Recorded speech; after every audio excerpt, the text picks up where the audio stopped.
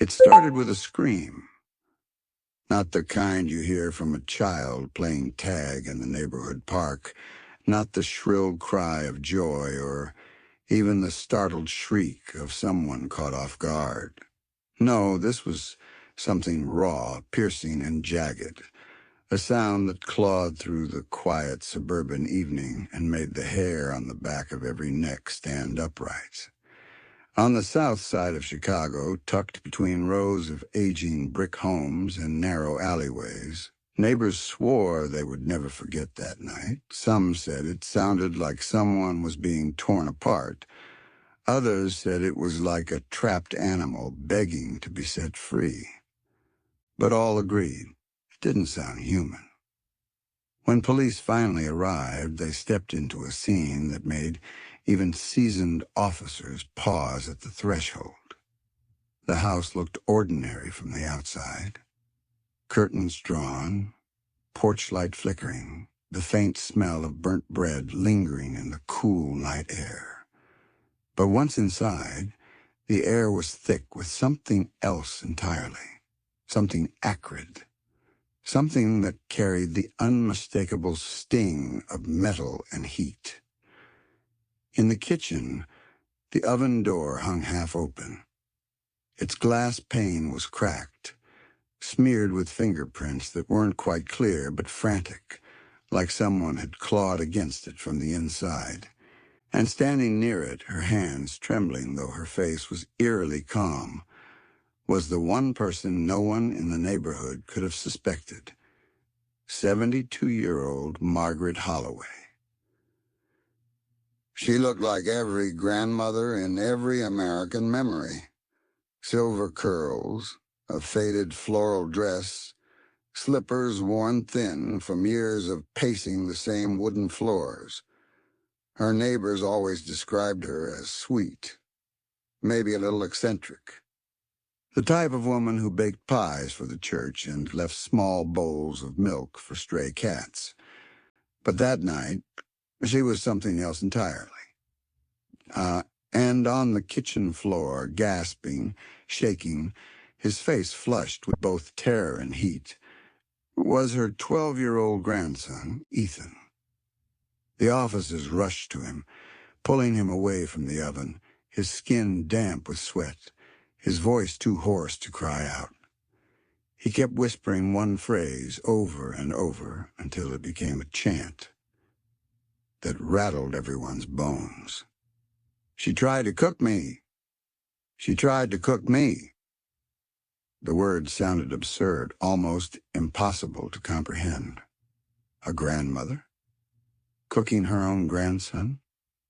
But the fingerprints on the glass, the marks on Ethan's wrists where her frail hands had held him down, and the look in Margaret's eyes told a story too real to deny. When questioned, she didn't flinch, didn't even raise her voice. Instead, Margaret's explanation was soft, matter-of-fact, like she was reading a recipe from an old book. He wouldn't stop crying, she said. I had to silence him. Silence him.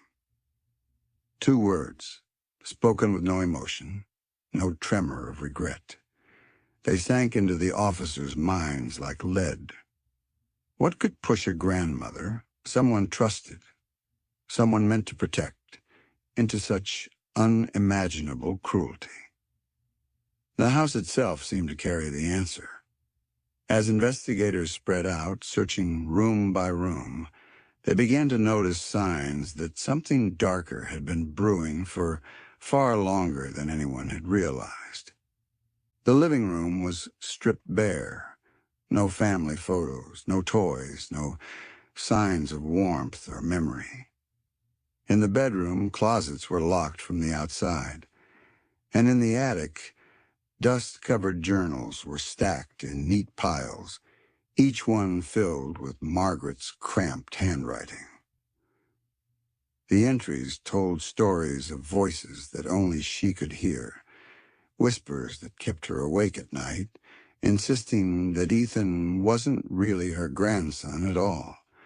She wrote about the imposter that lived in her home, about how it wore her grandson's skin, but wasn't him.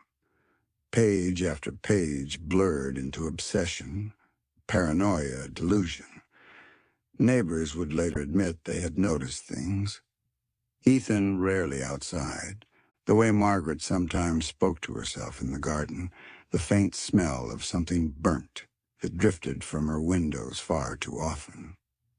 But no one said anything, because who would ever accuse a grandmother of something so grotesque?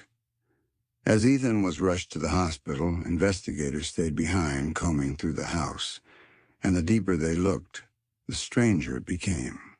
The oven itself had been altered, reinforced, its handle wrapped in tape, its edges scraped as though someone had practiced slamming it shut over and over again.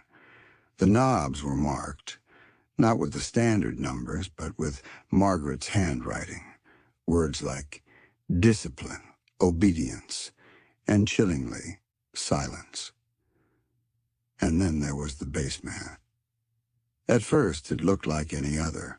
Concrete floors, stacked boxes, the faint smell of mildew. But against the far wall stood a child-sized chair, bolted to the floor. Its arms were wrapped with strips of leather, worn smooth as if they had been pulled against countless times. Above it, dangling from the ceiling, hung a row of kitchen utensils, spatulas, ladles, even oven mitts. But the way they were arranged, perfectly lined, labeled in Margaret's handwriting, made the room feel less like a basement and more like a shrine. What kind of shrine, no one wanted to say aloud. As one officer later described it, that basement didn't feel like part of a house anymore. It felt like we'd stepped into her mind, and her mind was a furnace. When Margaret was finally escorted out of the house, she didn't resist. She walked slowly, slippers shuffling against the cracked sidewalk. Her head held high, as though she believed none of this was wrong. And as she passed her neighbors, faces pressed against glass, staring in disbelief, she smiled. That smile. It wasn't warm. It wasn't the smile of the grandmother who once handed out cookies on Halloween. It was something else, something empty, detached, yet satisfied. Later, when officers replayed their body cam footage, many admitted they had to stop midway. Watching her face, hearing her voice, seeing the oven door cracked open with Ethan's fingerprints smeared across it. It was too much, too real, too disturbing. And yet, this was only the beginning. Because as investigators would soon discover, Margaret's journals didn't just tell stories of paranoia, they told instructions, recipes, plans. The whispers she wrote about weren't just delusions, they were commands, and in her mind she wasn't harming her grandson. She was following orders. Orders from where? Orders from whom? That was the question investigators would spend months trying to answer. But the more they dug, the more one thing became painfully clear. Ethan wasn't the first. And he might not have been the last. The detectives stood in silence, the chilling hum of the refrigerator filling the void as they took in the scene. A kitchen that looked like any other. Neatly stacked plates, a faded curtain swaying from the draft of a broken window, and the faint smell of something burnt clinging to the walls. But to them, this wasn't just another room. This was where horror had been staged, where family turned against family, where trust was shattered forever. Neighbors told the police about late-night screams, voices muffled, followed by the slam of a heavy oven door. Some shrugged it off, assuming it was the chaos of a noisy household. But in hindsight, they admitted, it had always felt wrong. The grandmother, a woman once described as quiet, religious, and caring, had been seen pacing the street some nights, muttering under her breath, clutching rosary beads so tightly they cut into her skin. One neighbor swore she heard the boy beg, his voice breaking through the walls. "Please, Grandma, don't." But fear silenced her. Fear kept the entire block in a state of uneasy denial. And now that denial had birthed a nightmare too grotesque to ignore. When investigators finally pieced the timeline together, the story unfolded like a macabre play. The grandmother's mind, already fragile, had been eroded by years of paranoia and grief. She believed her grandson carried evil inside him. She whispered to herself that the house was cursed, that the boy's presence was poisoning their bloodline. And so, in her twisted reasoning, the oven became her altar of cleansing. Detectives traced the boy's last night in agonizing detail. He had come home from school, dragging his backpack, tired but smiling. He had eaten cereal at the kitchen table, just like any other day. But behind him, his grandmother watched silently, her eyes burning with an intensity no child could comprehend. Hours later, she dragged him toward the oven, forcing him closer to its metal jaws. And here's the detail that froze the detectives to their bones. On the countertop, they found a plate set out with cookies, half finished, a glass of milk beside it, as if she wanted to soften the cruelty with some gesture of normalcy, as if she had offered him a final comfort before terror consumed the rest. The boy fought. There were signs of resistance, scratches along the edge of the oven, small handprints scorched into the grime. The image was unbearable, a cruel testament to a child's desperate will to survive. And yet, he vanished into silence that night. But the haunting twist of this case was not simply the act itself. It was what followed. The grandmother didn't run. She didn't cry. Instead, she sat at the kitchen table until morning, rocking slowly in her chair, whispering to herself. When police arrived the next day, tipped off by her relatives who hadn't heard from the boy, she greeted them with an eerie calm. Her only words were, "He's clean now. You'll see." That phrase stuck with everyone involved, detectives, paramedics, even the judge who later presided over the case. He's clean now. What did she mean? Was it a confession or a delusion? Was it guilt or pride? No one could decide. But those words echoed through the courtroom like a ghost. During trial, prosecutors painted her as a monster, while her defense argued she was insane, trapped in a web of hallucinations and grief. Journalists swarmed the courthouse, dubbing the case the oven nightmare of Chicago. Each headline fed the public's fascination with horror. And behind every retelling, there was that same dreadful question. What could drive a grandmother to such unthinkable cruelty? The jury's verdict came down hard, yet the debate lingers even now. Was she fully aware of her actions? Or was she swallowed by madness long before that night?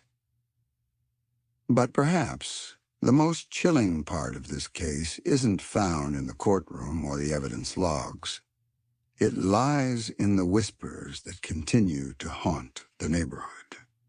Some say, late at night, when the wind howls through the alleyways, you can still hear a boy's voice, pleading, faint but desperate. Others swear they've seen the shadow of an old woman standing at the kitchen window of the now abandoned house. her lips moving as though repeating the same phrase over and over again. He's clean now. Whether you believe in ghosts or not, the psychological echo of that phrase lingers. Because once you've heard it, once you've seen what unfolded inside that kitchen, it's impossible to forget. And so the story of this Chicago household doesn't just end with a grandmother's arrest. It doesn't end with legal paperwork or prison bars. It endures in the minds of anyone who dares to listen. It endures because the betrayal wasn't committed by a stranger on a dark street.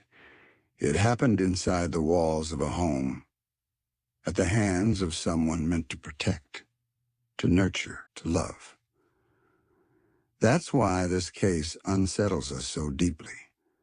It forces us to ask ourselves, what horrors might be hiding behind the closed doors of our neighbors, our relatives, even within our own families? Maybe that's the most terrifying truth of all. Evil doesn't always come crashing through the window in the middle of the night. Sometimes it's already sitting at the kitchen table, waiting. Final chilling line. He's clean now. If this story chilled you to your core, don't look away. Subscribe for more haunting cases where family secrets turn into nightmares you'll never forget.